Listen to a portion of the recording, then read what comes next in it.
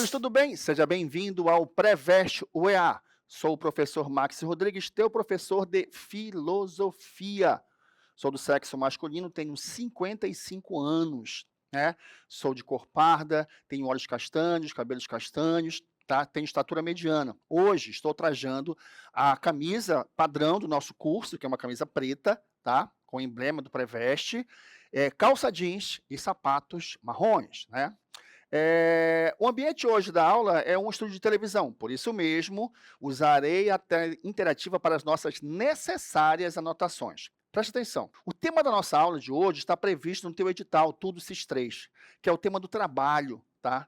E por isso mesmo eu trouxe para você, inclusive, uma definição, para a gente avançar nesse processo. Vem comigo aqui, vamos aqui, ó. Trabalho, etimologicamente, repito, presta bem atenção, a palavra etimologicamente quer dizer o quê? Quer dizer a origem da palavra. Toda palavra tem uma origem, presta atenção. Isso é muito importante. Às vezes, tu acerta uma questão só para entender a origem da palavra. Trabalho, que é a palavra, vem da palavra tripalium, do latim, olha aqui, ó. Quer dizer mutilação do corpo.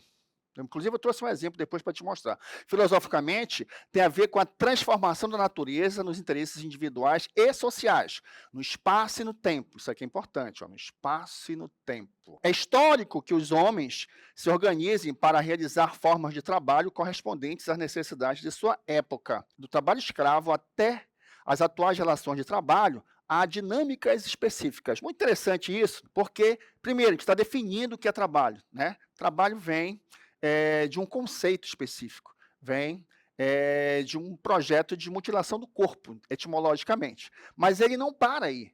Né? O trabalho é uma ação humana que modifica a natureza, transforma essa natureza e gera ferramentas, produtos, satisfações, realizações de desejos que o homem, em seu tempo e seu espaço, exercem. Por exemplo, uma coisa é o trabalho na era escrava, outra coisa é o trabalho hoje. São experiências de trabalho diferentes. Por quê? Porque são sociedades diferentes. Porque o homem é filho de seu tempo. Olha só, vamos às imagens aqui. Trouxe umas imagens para ti interessantes. Veja onde eu estou. Estou dentro de uma fábrica, né, de tecelãs. Mas observem bem o que está acontecendo aqui. Ó. Nesse momento, nós temos todas elas sentadas, cada uma diante de uma máquina, né? Tudo já existe uma tecnologia, né? A palavra tecnologia quer dizer um saber sobre a técnica, né? Já existe uma tecnologia, uma técnica, uma racionalização do trabalho, porque esse tipo de trabalho é um trabalho assalariado, é um trabalho que funcionou a partir da Revolução Industrial. Mas eu te disse no conceito que o trabalho começa etimologicamente com a palavra tripalium. Eu tenho uma imagem para te mostrar. Olha aí o instrumento de tortura. É interessante isso, porque eles amarravam a pessoa, né? E ela tinha que confessar. Se ela confessasse e a confissão fosse realmente aceita, ela talvez saísse dessa situação. Então, vejam bem, o trabalho não surgiu como uma salvação da lavoura. O trabalho surgiu, em princípio, com uma punição.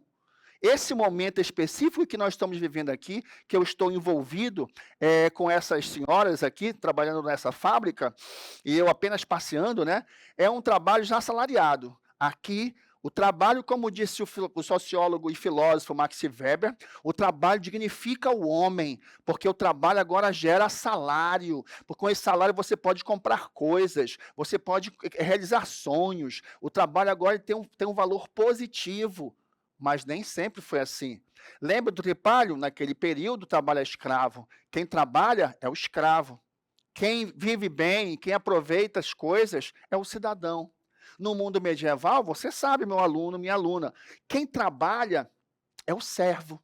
O servo tem salário? Não, ele tem direito ao usufruto da terra.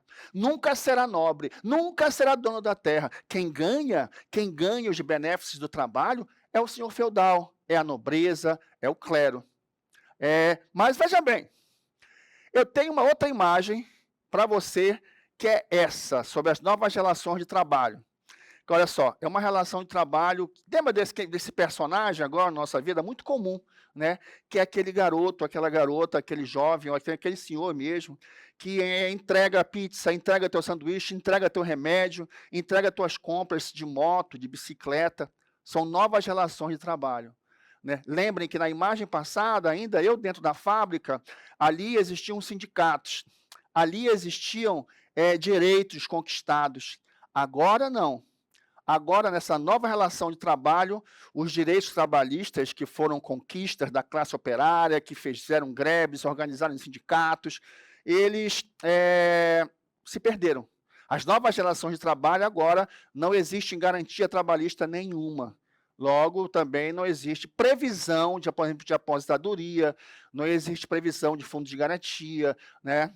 Seguro-desemprego. Essas relações, essas conquistas históricas da classe operária, que eles conseguiram nesse período específico que eu estou aqui inserido, né, da época da Revolução Industrial, onde a racionalização do trabalho está bem organizada, como diz o Max Weber, e segundo Karl Marx, onde o trabalho está bem engendrado na alienação. Por quê? Porque a trabalhadora, no caso aqui, ela não se identifica mais. Ela não se identifica mais com o que está fazendo, ela só repete, repete, repete. É a famosa alienação que o Max Weber vai chamar. Mas que o Durkheim, outro filósofo e sociólogo, vai dizer que é uma solidariedade mais complexa.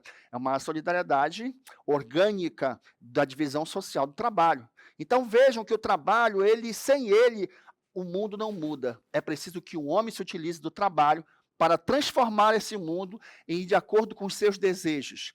Para isso, agora eu quero chamar um personagem muito importante na minha vida como professor aqui no Preveste, que é o Gui, que representa meus alunos. Gui, tens alguma pergunta para mim, Gui?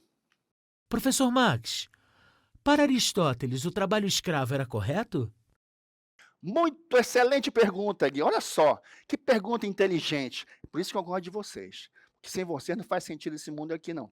Olha só, o Aristóteles, ele vai dizer que o trabalho escravo é algo normal. Na verdade, o Aristóteles ele é um escravocrata. Para ele, ter escravos é normal, porque eu sou o cidadão. Sou eu que tenho direito à política, à retórica, à arte. O escravo é um instrumento falante, instrumenta vocalia, assim que fala no latim, né?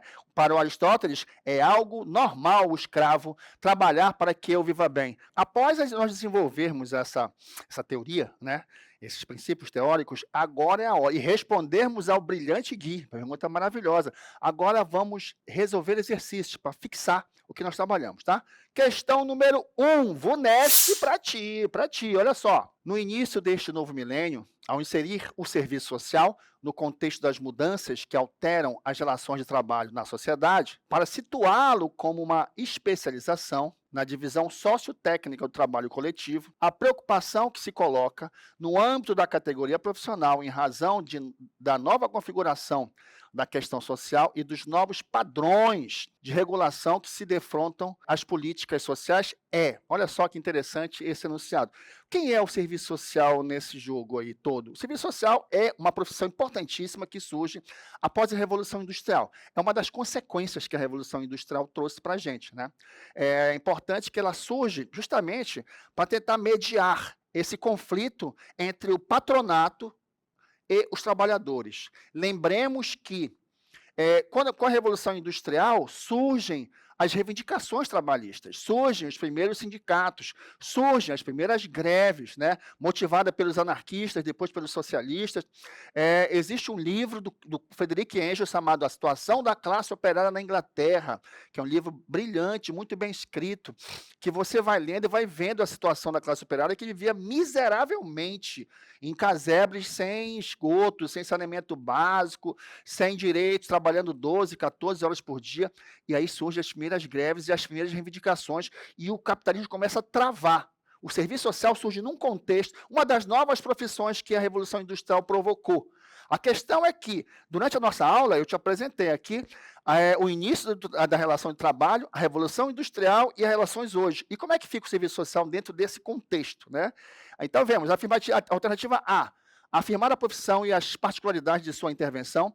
B, adaptar a ação profissional às exigências do mercado. C, garantir a gestão qualificada dos serviços socioassistenciais.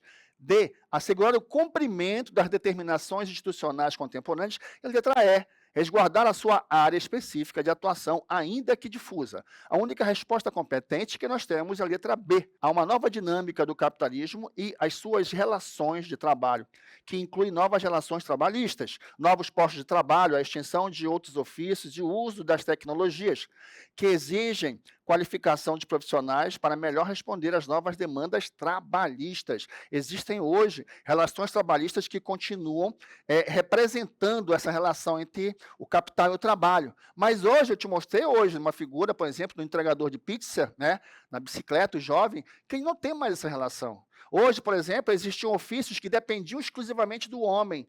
Hoje, com as tecnologias, com o uso da inteligência artificial, vários postos de trabalho onde o homem era a condição desse trabalho já não existem mais, né? Eu posso elencar vários. Então, vamos à questão número 2. Muitos sociólogos pesquisaram extensivamente a respeito das consequências potenciais da divisão do trabalho, tanto para os trabalhadores, em termos individuais, quanto para toda a sociedade. Para Karl Marx, a industrialização e o assalariamento dos trabalhadores resultaram olha só, a especialização do trabalho conduzindo à profissionalização e ao desenvolvimento de novas identidades sociais. B. A autonomia dos trabalhadores pela condição de assalariamento que os liberta das relações servis existentes no mundo rural. C. Socialização dos trabalhadores que, concentrados em um mesmo ambiente, desenvolvem relações de cooperação, solidariedade superiores às existentes, nas outras esferas da vida social. Letra D. Alienação entre os trabalhadores pela perda do controle do seu trabalho, sendo obrigados a desempenharem tarefas monótonas, de rotina, que despojariam o seu trabalho do valor criativo intrínseco. A letra E. Ideologização do trabalho, que passa a ser visto como caminho para a recuperação das limitações humanas e redenção dos indivíduos. Preste atenção. Resposta que nós temos consequente. Letra D. Marx apresenta a compreensão de que o trabalho define historicamente o homem e as suas sociedades. No capitalismo, há uma relação de exploração e alienação do trabalhador e de sua força de trabalho, pois ele não se reconhece no que produz, além de ser submetido a salários muito inferiores à sua produção de riquezas. Muito interessante isso, né?